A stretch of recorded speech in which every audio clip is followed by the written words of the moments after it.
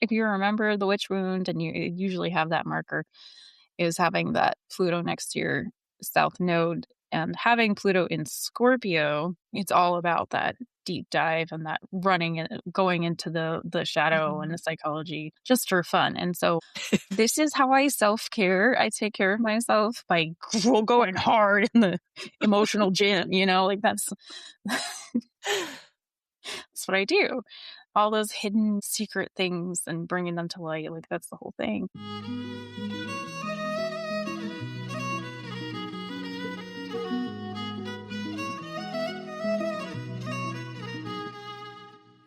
Welcome to the Feminine Alchemy Podcast, where we explore the truth about the feminine, the peaceful, the wild, and the visceral. I'm your host, Jaye Anne Beringer, joined by my co-hosts, Julie Dean Richards and Kayelee Rose. Each week, we explore the deep mysteries of the feminine and help listeners apply them to their daily lives in a practical way. Join us to unlock the hidden wisdoms your soul has been waiting for.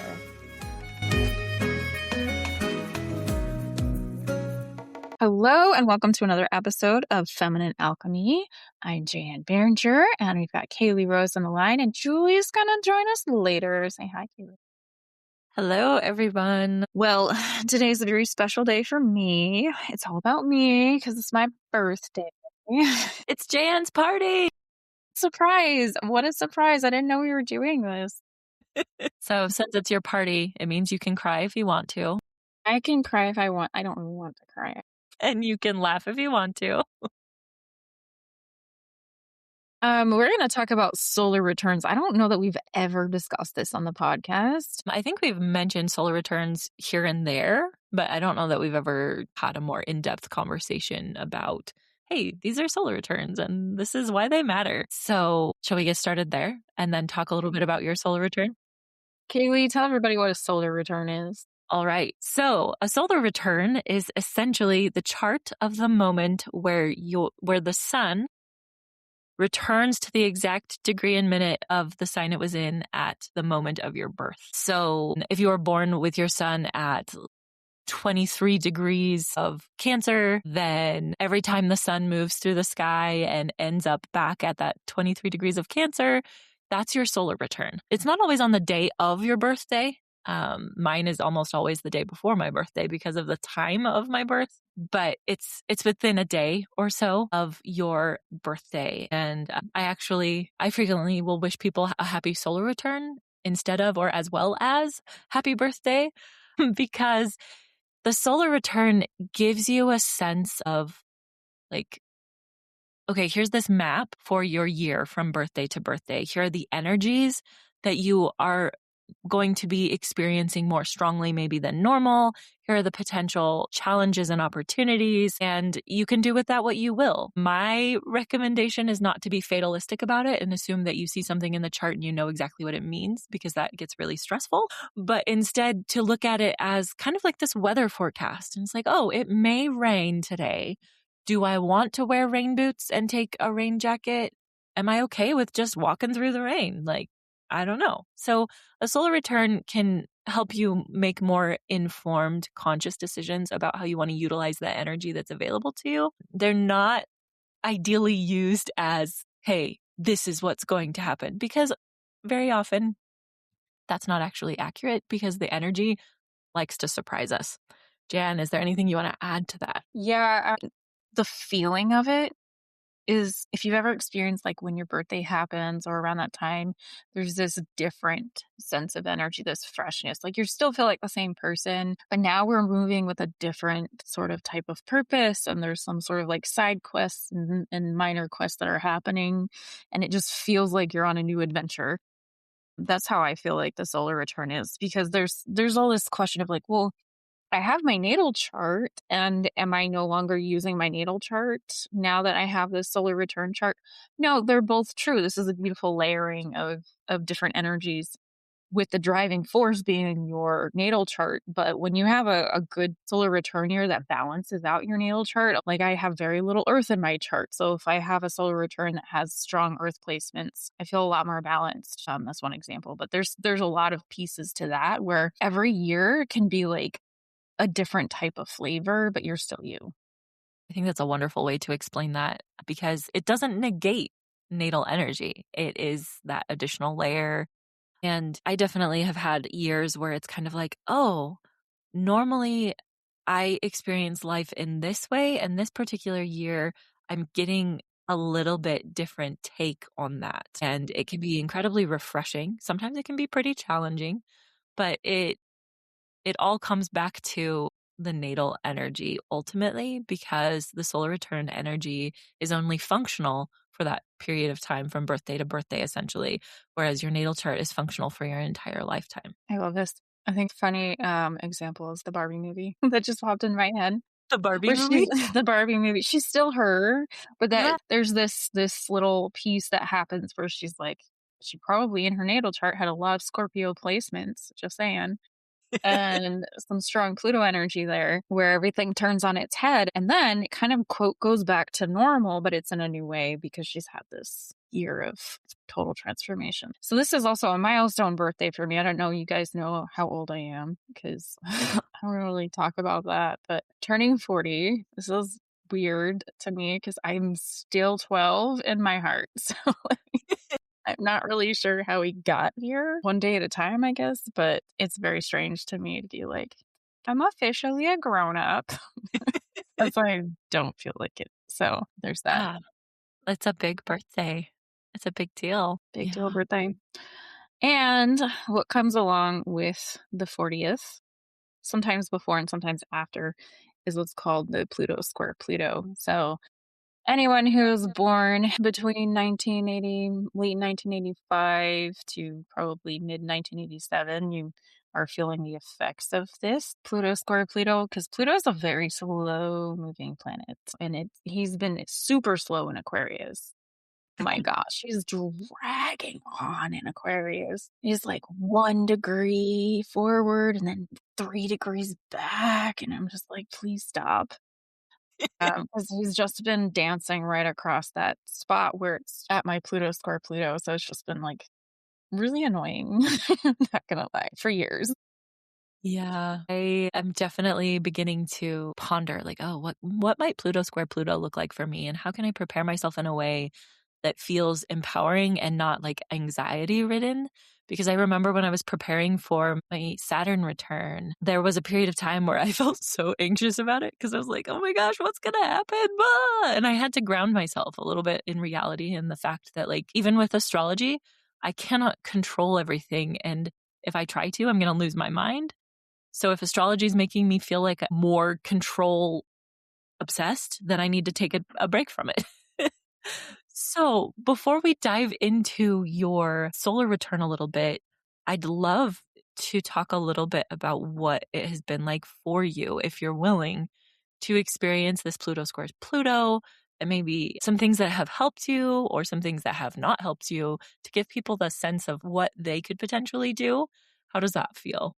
Yeah, that makes sense. And I love that call out about the Saturn return because I did not quite do that, but I was one of the few people who knew my Saturn return was coming before it showed up. And it was dancing across my midheaven before it actually went to the return. So that was actually a little bit more exhausting for me because my midheaven's in Scorpio. But because I knew it was coming and because I had already started doing healing work on myself in such a powerful way. I was just so overconfident and I was like, I got this. It's going to be fine. Nothing crazy is going to happen to me. And it's just going to be amazing because I've done all the emotional work. Like I'm super prepared. Like, you know, that like Virgo-y energy of just, I have cleaned everything. I've thought of everything. I've checked off every box. I Yes. never feel that way ever, but I felt that way for my Saturn return. And I was like, I got this. This will be I fine. got it.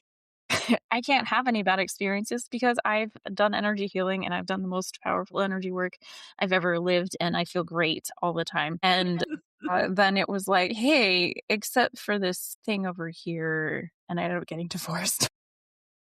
Oh my gosh. Hey, did you notice that he might have gotten married for the wrong reasons? No, I didn't notice that. Yeah, that is the thing about Saturn, that reality check of like, okay, are you building on something that's actually real, or are you operating from a space of assumption and illusion or delusion. And so having the rug ripped out from us sometimes feels cruel, but that's not ultimately what Saturn's about. Saturn's not about cruelty. It's about integrity and alignment. Yeah. And it was. No one thought it in the time. It Yeah. didn't seem like fun, but that was 10 years ago. So I can tell you right now on the other side of that, even like a year or two after, it was very clear. I am a much clearer headed person now, and I feel a lot more confident in my own self. And the reasons that I got married had nothing to do with the other person. It had everything to do with belief systems that I was raised on. And that Yeah. was I felt really mean, and I had to come to terms with that. But again, the Saturn return energy is never about just being mean. It's about the stuff that you're not even paying attention to. Hmm. And even though I was an athlete at paying attention to the shadow, it's still, there was more. There was always a little bit more. But it was like, if I hadn't done all that healing work beforehand, Mm. probably this either it would have been an even more devastating experience, or I would have had to delay it till now. And one of the times that people get divorced is, I saw somewhere the average age is 30. There's still really high, like, empty nester divorce rate, right? Hmm. Where it's like, oh, you guys, now that you have no one to distract you with, do you like each other? Can you face the reality of what your marriage actually is Right. and who you actually are? Have you just been existing in a state of existence? So that was Saturn return, but yeah, Pluto square Pluto. Okay, so this is where it's special, special, so special. And they say this both sincerely and with sarcasm, because I have my south node really close to my Pluto. And so that's a common marker for people who are like obsessed with past lives and witch wounds and stuff, right? Big shocker there. If you remember the witch wound, and you usually have that marker, is having that Pluto next to your south node. And having Pluto in Scorpio, it's all about that deep dive and that running and going into the shadow and the psychology just for fun. And so this is how I self-care. I take care of myself by going hard in the emotional gym, like that's what I do. All those hidden secret things and bringing them to light, like that's the whole thing. And so this Pluto square of Pluto has been in my first house, which has been fairly uncomfortable for my physical body, right? Mm. I've Yeah. been dealing with a lot of like family stuff and recognizing my own physical limitations, not really having that I can do anything mentality. And even when I was slowing down, I was always, yeah, I'll just add that in. Yeah, I'll just add that in. And I took a lot of stuff out before my Saturn return. But then stuff started creeping in, and it wasn't stuff that was like I was trying to people please with this or whatever. It's just responsibilities started gaining more and more and more and more. And it's become very physically taxing. So that's what I'm kind of working with here. Yeah. But I don't know. What's been that experience so far? Just a lot of like walking around in the dark, thinking that I'm doing the right thing and hoping for the best, and then going, well, I don't know if this is the right decision anymore, but I'm gonna stop doing that, and I'm gonna start doing this other thing. Like those kinds of things for the past 3 years have been going on. So yeah, that's the experience of Pluto square Pluto. So with Pluto square Pluto, it sounds in a lot of ways like you're still so in the thick of it that maybe it's a little hard to say, like, this is what Pluto square Pluto has taught me, or this is how I moved through Pluto square Pluto. Is that accurate? Or do you feel like you're in a space of like, I'm understanding how this plays out, and this is how I can move forward, and this is maybe how other people can process through their Pluto square Pluto? Yeah, it does feel like the descent, right? You're going down into the lowest point of the cave, and you can't really see what's going on, which is like a very Pluto-y or in Scorpionic experience of this. But it does feel like I'm coming up the ascent. I'm coming up to some clarity around this, but it's just been such a very tailed experience. It's so tricky. Like anything else I've experienced has been, oh, in a year or, oh, in a year and a half, I can see the other side of this. And I'm like, I'm so glad I did whatever it was. This is such a long tail that it's so hard to even be like, am I even like some of the stuff that has come under question is like, am I even a valid person as a healer? Am I even a valid person as an intuitive person? Is this even necessary? Is this maybe causing more harm than good? The stuff that I'm doing, and not in a way of like, oh, no, it isn't working. It's just more of a, is there a potential that I'm just saying random dumb crap and feeling so great about saying random dumb crap that I'm not noticing that other people are being hurt by that, and really taking a deep dive to that. That's why I stopped doing healing work.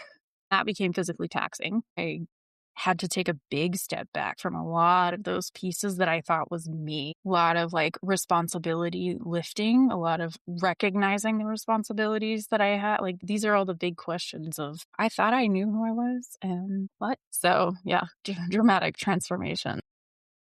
Yeah, those are big questions, though. Like, it's understandable that as you're sitting with them and as they're coming up over and over again, that I don't know, just interacting with you, especially lately, there's the sense of like, there needs to be gentleness, not because you're fragile, but because you're metamorphosing. Yeah, that's probably about right. It sounds very first house centric at the way that it's working for you. Not that I don't think for other people it wouldn't involve those questions, but I think it is very poignant in that first house because it is all about you. It's all about what's going on for you. And it's so interesting that it made me smile that Kayelee said there seems to need to be some gentleness just because I could see Jaye Anne be like, I I don't know. No, I was pondering. I was like, maybe she's right.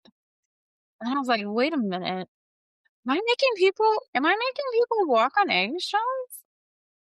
No. Well, that's like such an interesting part of just comparing this all to the descent and like going down into the cave. Such an interesting part of that is it's so tender and you do need tenderness. And it's really hard to find tenderness on the way down. I think it's very difficult to find those who are willing to work with you in that way.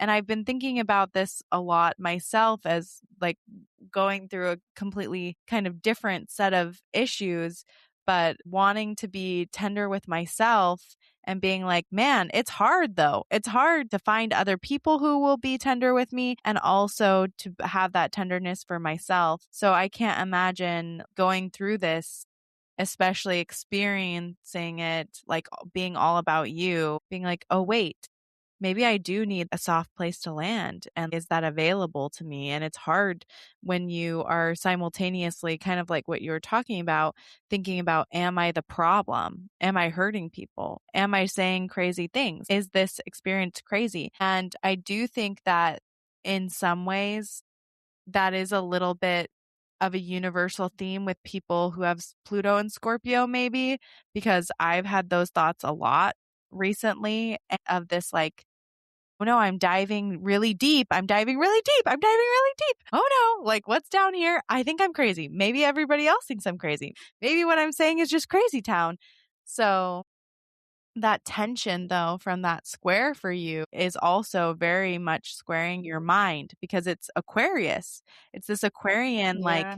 thinking about, is this good not just for me, but is this good for the whole planet? Is this good for others? And what about for you? It's interesting because it's involved technology and now you have your app going on and Yep. working through that and working through the technological part, but it's very head versus heart almost feeling. Would you describe it that way, or is that kind of overstepping? Or even head versus instinct. There's some of that. I will say that. When I went through my first transformative process, I weeded out a lot of that overthinking piece. And as a Gemini, overthinking is just part of my life. But I keep it in check with my heart. But this instinct piece is like what feels natural, what feels intuitive. And there's this very strong desire to be in the dirt, also high fashion, right? I don't know how to do that at the same time. I want to be in the dirt all the time from the earth. Also, I want to be in a city. Yeah, it's crazy. I totally know what you're talking about. I feel the same thing. Like let's do all the nature things and let's be deep and wild. And also I want things to look nice and be nice all the time. Yes. So much. I can't tell if this dichotomy is something that I've been sold as like real life for women, or if it's something that's actually internal that I'm driven for. Though I do enjoy both things. I appreciate other people's creation of the aesthetic. I can't. I not that I can't. I am not interested in honing that skill in any way, shape, or form. But I love learning from the aesthetic things. Like why would you make that choice? Like high fashion, it's so confusing, right? So, interesting. What is the choice here? So yeah, that dichotomy, it's not just in aesthetics, right? It's also in the whole AI conversation and like how do we stay true to our human selves and not get fully lost while using a very valuable tool, like that whole piece. And then also like I'm in this conversation around AI use in spiritual circles, and is this okay, and is that a problem, and is that improving technology, is that existing as magic, or is that more of a moving away from ancestral things, which also is a problem, right? So it's an interesting place to be there. But everything that you just said about this applies so heavily to like AI and spirituality dichotomy for sure. Yeah, it's super fascinating the kind of conversations that we have going on that maybe we never thought that we would have going on in our lifetime, and everything's Yes. just speeding up so quickly.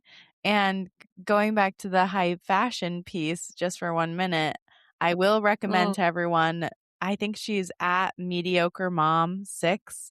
Have you seen this woman? She shows the high fashion, some outfit from Paris, like the avant-garde outfit, and then she tries to recreate it as a mom, and especially for like menopause and perimenopause.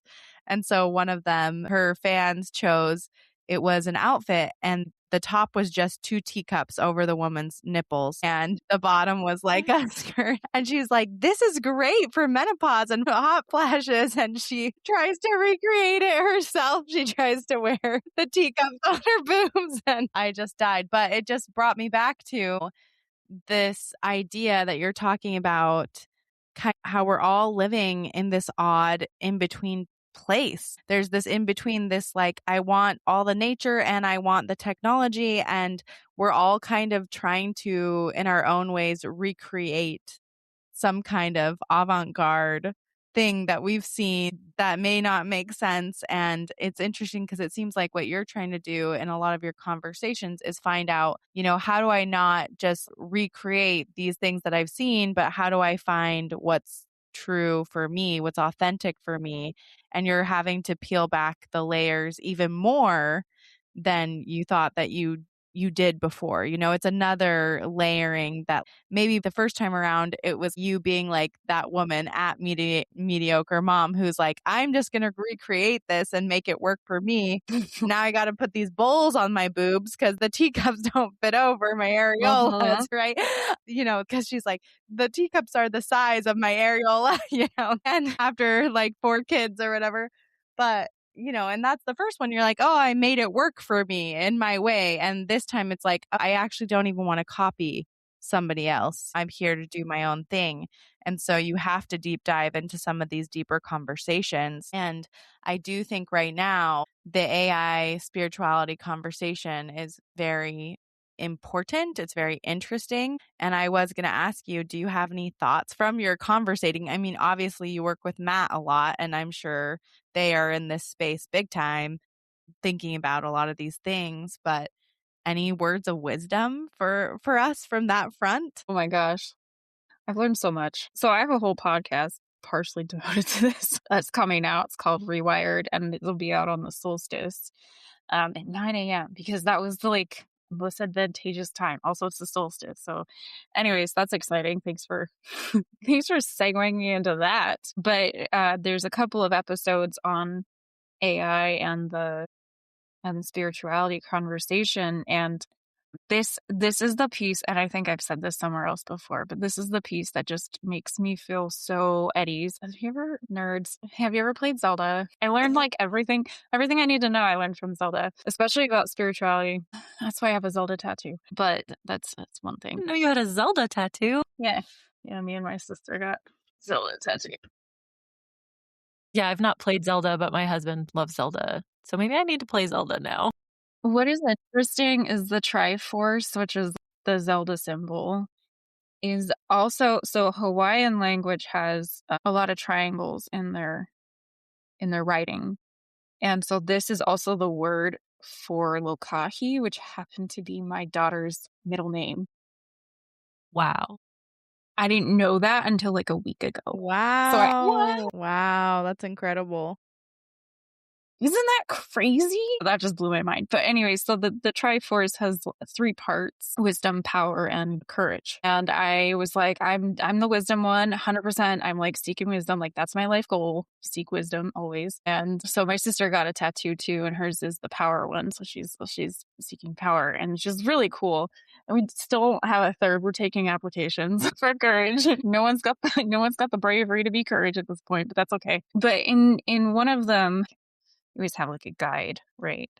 And everybody knows the classic Navi. Hey, listen, right? The little fuzzball that bounces around. And when you have questions about how do I do this part of the game, it's like, these are some answers. Or here's an idea of what you might want to think about doing next if you're lost. Well, in a different game, there's this being that lives in your sword, and she talks in this very computery way. And it's just like, la, la, la, la, la, but like computer singing. And I was like, this is weird. And I turned to my sister. She's better at Zelda than I am. She's like, there's a lore about this where the concept is this is not actually in the past. This is all taking part so far in the future that the technology and nature are integrated so much that it doesn't look like anything, and that technology and magic are one and the same. What I loved about that is it still looked so natural. It didn't look like the Jetsons, like we're all living in the sky with these like weird circular things.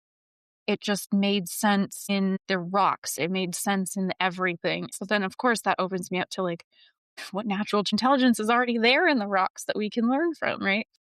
Yeah. So this AI conversation is, and spirituality conversation is like, at what point does technology and magic have to be separated?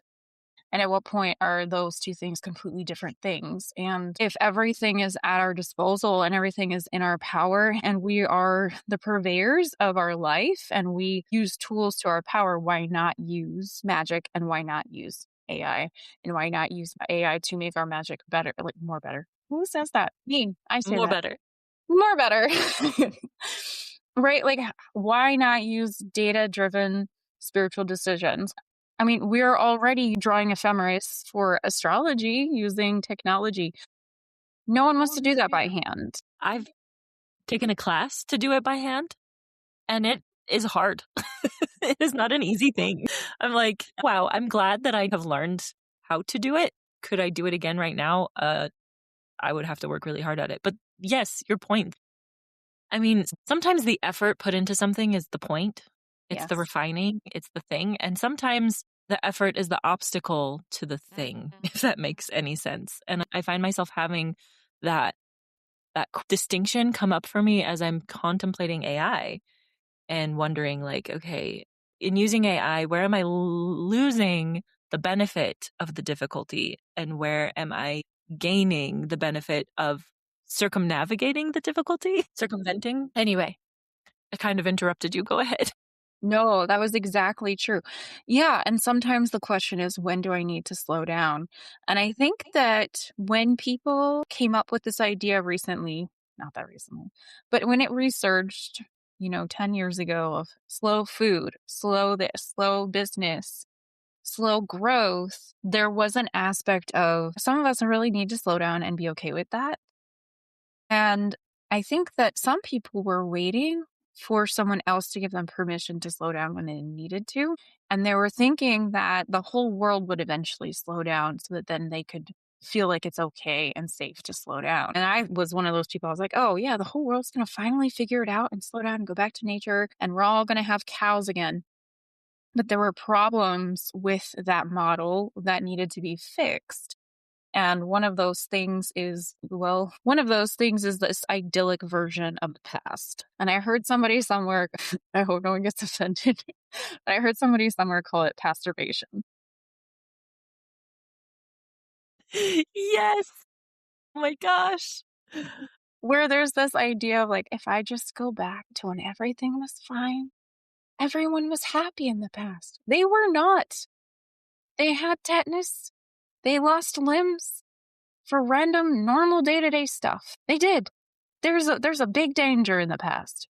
There's danger in the present. There's danger in the future. But we've solved a lot of problems through using our brains, noticing things, collecting data. All of that stuff gives us that ability to have the lives that we do have now. So we have to be honoring of the steps we got to get here.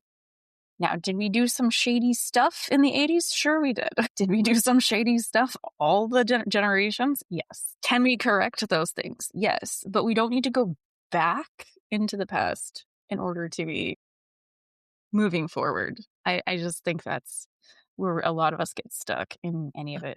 And I think part of why this is coming up in this part of the conversation at all is because we're at a precipice of a major change. And if we think that we can stop the change by being obsessed with the past, then maybe we can prevent future problems that arose from previous changes.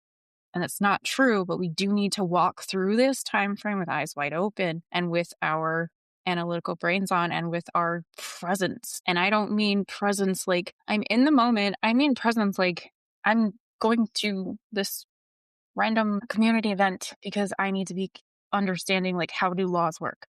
Laws don't come from you sitting in your chair and typing some stuff into a computer unless you're like the person who can hack into the system. Like that's not good either.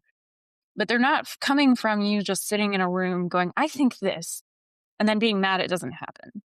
You have to be in your community and do stuff, which for people who are, like us, a lot of times community feels exhausting and weird and overwhelming and painful. So there's the juxtaposition. But if the person who can see everything will finally be able to have a say if they are actually like doing stuff.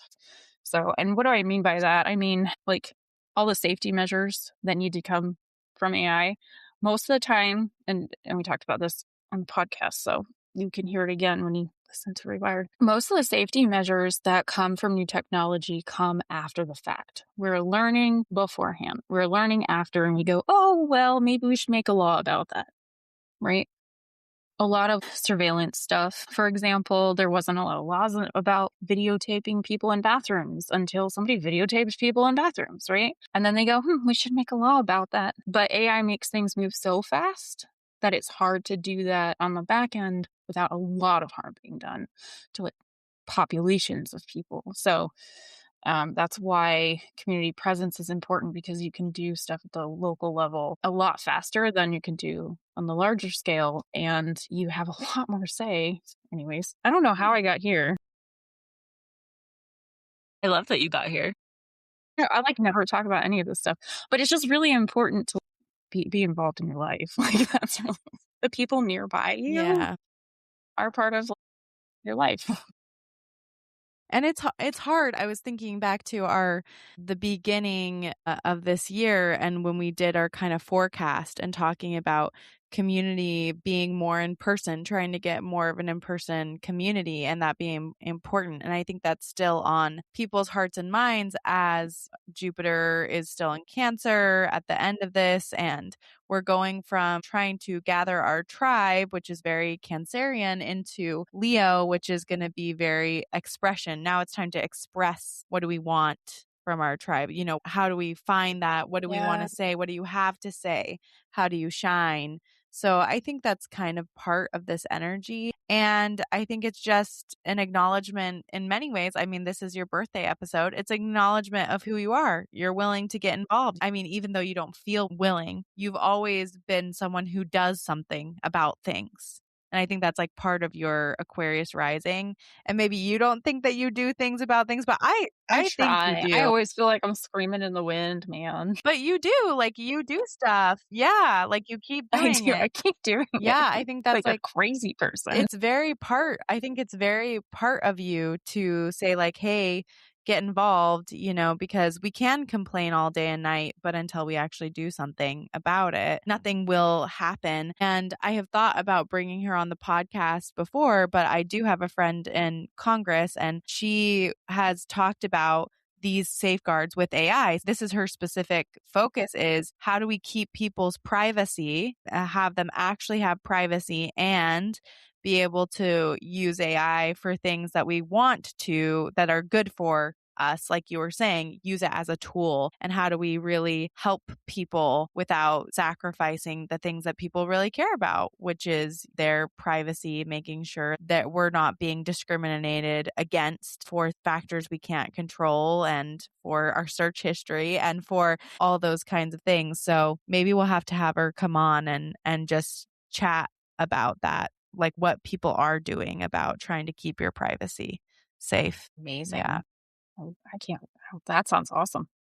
Yeah. And I think that it's also interesting because we're talking about big changes and then also bringing in the focus of the local area. When we're talking about data centers, it's like, oh, AI is this, AI is that, it's fine. And then it's like, all of a sudden, when you're talking about putting a data center in your backyard, AI is bad and evil and wrong, and we don't need data centers, which I'm not an expert on that at all, but it's always not in my backyard, somewhere remote, somewhere no one will be bothered by it. But everyone has a remote place. Like, no remote place is also not someone's backyard right now. So it becomes a local issue. And so it brings people out to talk about these things directly, which is really interesting. So there's this like global thing that's creating a local interest. And I just find that to be so Aquarian now. And so Pluto and Aquarius, like, this is just part for the course. I'm loving it. Not the actual problem, but the meaning The is themes meaning coming the up. themes, Yes. Yeah. It's very, very the real. meanings here. And I love this connection between, like, we're talking about a lot of Aquarian themes, but we're also talking about a lot of things related to Gemini and even the third house, in that sense of, like, I mean, when technology first emerges, it's very Aquarian. And then as it becomes more just a normal part of life, in some ways it becomes more Geminian. I always forget how to say that. Gemini-y.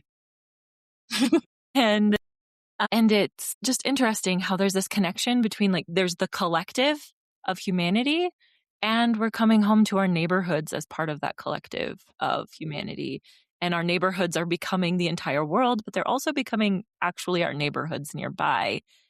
And it just brings me back to this idea that keeps playing in my mind over and over again when it comes to AI and how do we use AI, and this question of, like, what makes us human, and realizing, like, okay, what makes us human is our connection to the earth, but also our connection to technology and things that we make. And, like, writing used to be considered, like, writing is a technology. Like, handwriting is a technology that used to be a big deal. Like, it never happened before. And then now it's just ubiquitous. It's just there. And it's actually in some ways disappearing because there's a new form that's digital. And so this whole conversation feels like this touching on that balance of, like, what makes us human is both our connection to the natural world and the past and where we've come from, as well as technology and what we've created with our minds and with our bodies and the future moving forward. Yeah. Yeah. And the question is, like, how do we have those work together, right? How do we make those work Yes. together in a way that robots are not going to take over the world, and we don't live in iRobot, even though we kind of live in iRobot, and making it possible. So I'm glad that you in your new podcast, for people who didn't hear, Jaye Anne's got a new podcast coming out on the solstice. Just reminding, I do. Rewired, listen to it. But I'm glad that you're taking on a lot of those conversations. And I think Matt, who's been on the podcast before, is the perfect person to have those conversations with, because they do literally work in the AI realm. So I think that's really cool. Yeah. Yeah. Kayelee, what you just said, it just made me have another aha moment here, because what everyone else is complaining about is a macrocosm of what I grew up in. So, if any IT person on the planet, if I said the name of the place where I grew up, they would have heard of that place, because 75% of the internet runs through the county where I grew up.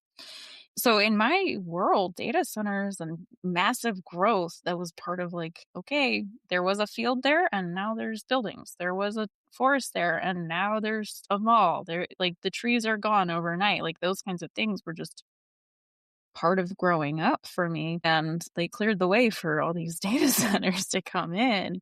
People are complaining about it. I'm like, I never thought about that being potentially harmful to the environment and to myself. So in this conversation, I just find it very interesting. We're talking about my natal chart, talking about the place where I grew up, we're talking about my birthplace, and that is part and parcel with this bigger AI conversation. That who would have known 20 years ago that would be part of the rhetoric.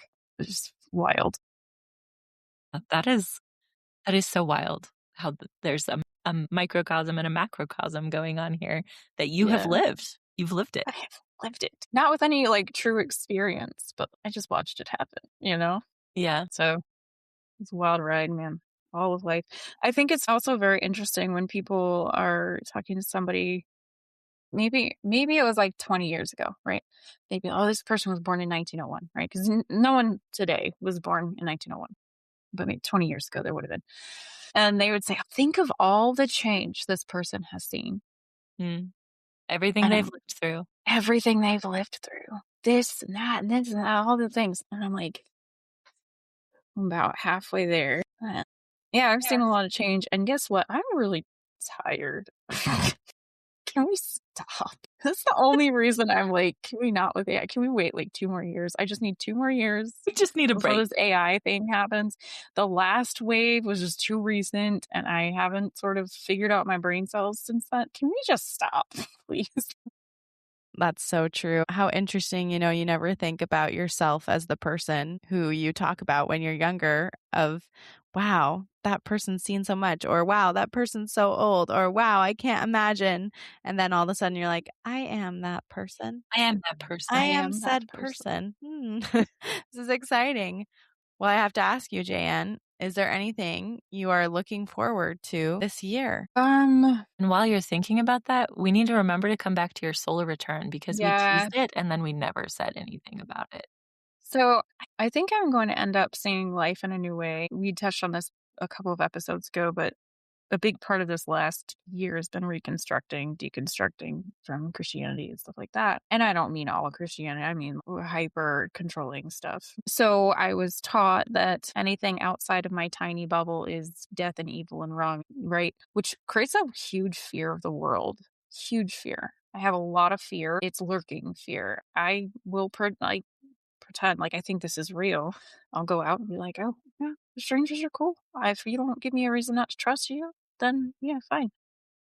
But actually, once we make it past acquaintance, I'm like, there's got to be something wrong with you, whoever it is, right? Unless they prove themselves in every single way possible. Like, it's just this very strange series of hoops for someone to jump through to get close. And I don't even know they're there. Right. So that's probably what I'm looking forward to, is I think some of that is coming down, and it's scary, but real, feeling like, okay, most of the world is full of okay, good people, and their problem isn't that they don't have Jesus. Their problem is nothing. They're just people, and they're okay, and they are well-meaning, and yeah, all of that. And I think the internet doesn't help that, right? Because people just show their worst selves, or you hear some terrible stories that are amplified. So it's always like, what shoe's gonna drop, But yeah, that's what I'm looking forward to, is being able to feel like I can trust that there's always good in the world. Yeah. That's so beautiful. What a beautiful thing to be looking forward to and looking at. And I think we need more of that because everything is so negative right now, or at least it feels with social media. Yeah. Everything is so focused on it being negative. And, we feel kind of Pollyanna ish to be saying like things are probably going to be okay and people are probably okay. But I think we need more of that. I've been thinking similar things like, I need to stop thinking that everyone has ill intent, like that everything is going to be ill intent and really put into the world that maybe people, like you said, are mostly good and maybe things can be mostly good. And if we believe that, then more of that will be true. So, and of course, that's not like turning a blind eye for those out there who are like, Right. Or spiritual yes, bypass, but yes. recognizing that life is complex and sometimes people do really weird things that we don't understand and also can be good, Yeah, you know? yeah, really. I think that's great. And I think that's a great segue into your solar return. I don't know if Kayelee can throw it up. I haven't even looked at it. Sorry, I'm looking at it now and it looks like Jupiter and Venus are conjunct. Yes, that's what I was going to tell you. Yes, That's what I wanted to they are talk to you conjunct. about is how fortunate are you that you have Jupiter and Venus conjunct this year? Your birthday is literally the second most favorable day of the year, according to some Mhm. astrologers, because it is the benefic conjunction. So you have that going for you. And they happen to be in the 10th house, which is also lovely. We love expanding abundance and money in the field of your career. So I love that for you. Also, in traditional astrology, or at least in Hellenistic astrology, all those squares are positive, not negative, because anytime a benefic squares something, it is viewed as a positive interaction because a benefic cannot be negative, basically. I mean, it can have negative effects, but it's not exactly the same way we would look at a square, if that makes sense. So, Yeah. Yeah.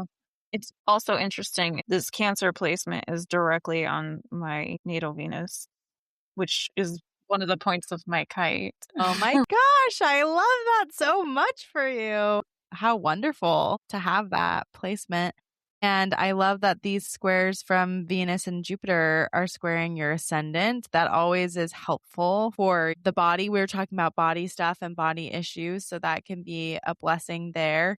Although Jupiter sometimes can expand our bodies. But in this squaring point, it may be a helpful thing. And then I was going to look at the other square. Yeah, to your Chiron. That's what I wanted to talk about. This beautiful Jupiter square, your Chiron this year, which is it barely in Taurus? No, it's in At Aries. 29 degrees of Aries, 2933 Aries. Yeah. Spiciest degrees of air. Yes, the spiciest degrees, the burning artist degrees of Aries, which is beautiful. So you have that uplift. Chiron is also square Pluto, it looks like. Okay, so maybe intense, but also helping you heal. It's been an intense couple of months, guys. Super intense. I believe that. Can't stop, won't stop. Go ahead, Kayelee. I'm sure So- you have a million things you see. Okay, so one thing that stood out to me immediately when I looked at this chart was that your Iris and your Selene or your Selena are really close to each other. I mean, they're roughly 3 degrees away from each other. And like most people are probably like, Iris, Selena, what? What are those? But those are very important to me and to my work. So you've got like Selena, which is your connection to the cosmic feminine principle, the concept of the goddess, of a heavenly mother, of just divine feminine energy. And then it's conjunct Iris, which it's a point that's very connected to intuition, but a specific kind of intuition that's kind of like the earth is speaking to you. The weather is speaking to you.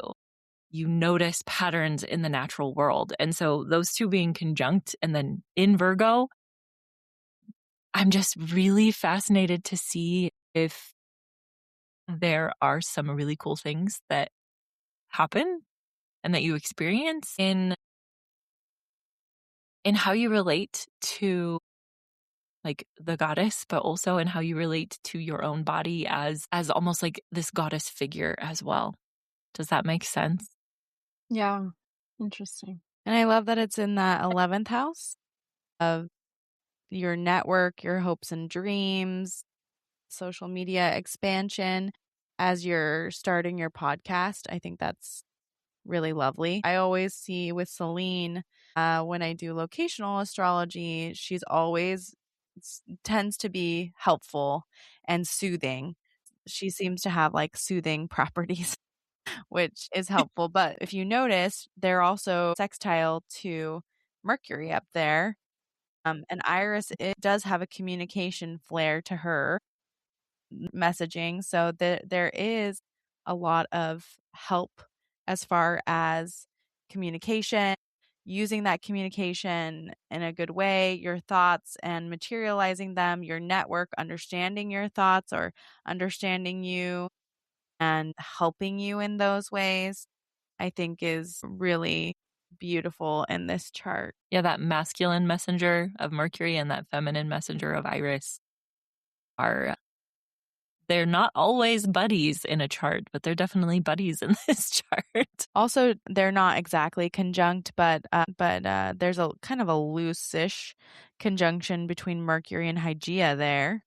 And so talking about health in those ways, but also talking about the health of religion, spirituality, higher learning, doing a lot of that seeking because all of that is happening in that ninth house. And it seems like Mercury is one of the 2 points, the big, to me, the big points driving, there's 3 big points driving your chart.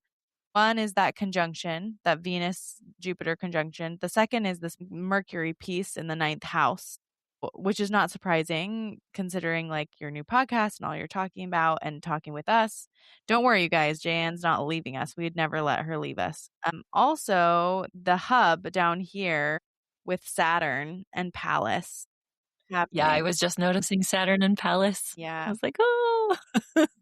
And Vesta's hanging out there too, off by a couple of degrees. Go ahead. Keep going, Kayelee. Okay. Saturn and Pallas, both at 12 degrees in Aries. I just get this sense of like, okay, be in integrity to the things you notice that other people don't. Like, don't doubt what you're seeing that other people can't see. Don't doubt your own capacity to creatively problem solve based on the patterns that you see. Trust yourself in that. And he's like, you'll have a solid foundation. Do you want to add anything to that, Julie? It's really interesting because it's like one of those things I've been working on because I have like so much openness in my human design chart where I can't quite hold on to my own thoughts and feelings so succinctly or so committedly. And so I doubt a lot of my own thoughts and feelings, which is annoying. But what I do find interesting is I've been finding a lot of ability to share other people's work as a way of expression and as a way of re-solidifying everything that I do believe so or do see clearly. So it's been a lot of partnership with people who didn't know they were partnering with me. It's been a lot of aligning with other people as a way to expand, which is not my typical. I usually am a do it myself kind of kid.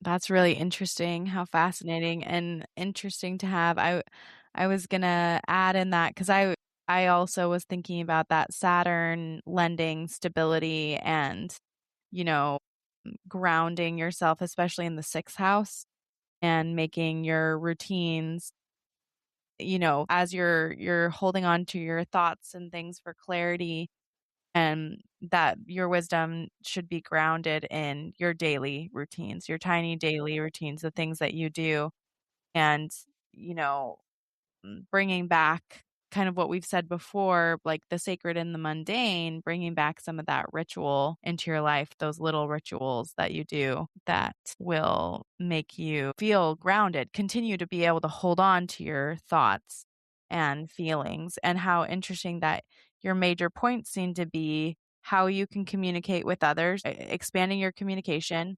expanding your reputation, which is that 10th house, right? That Jupiter, and then expanding your personal grounding and coming back to yourself is kind of the big three that I was thinking about in that chart, looking at it. I love it. That sounds nice. Yeah. It should be interesting to watch it unfold. And I've loved having this conversation with you and hearing your, like, what's alive for you right now, as well as like what you just get really excited about. We got to talk about things that we don't always get to talk about, which was fun. As we wrap up, is there any final wisdom or a food for thought that you would like to leave everyone with? Yeah. Well, as I turn the corner, just kidding. I think Julie actually said it in one of the prediction years. Don't be so committed to what you think for the sake of being committed to what you think. Because once you start to open your mind, you start to see a whole new world of possibilities. And when you can question what was previously held as like unquestionable, you find new things and you find deeper truths. And it's a scary journey, but it's so important for the world and for yourself. And you become more you. And just question the unquestioned. Just always do it. Always do it. If something feels like I'm not allowed to ask that question, who's telling you that? Amen. Yes. Thank you for that, Jaye Anne. That's, yeah. Who is telling you that? Who told you that? What sent that message? On what authority? Yeah. On whose authority? So happy birthday, Jaye Anne. Happy solar return. And thank you to everybody listening in, and we'll see you next week.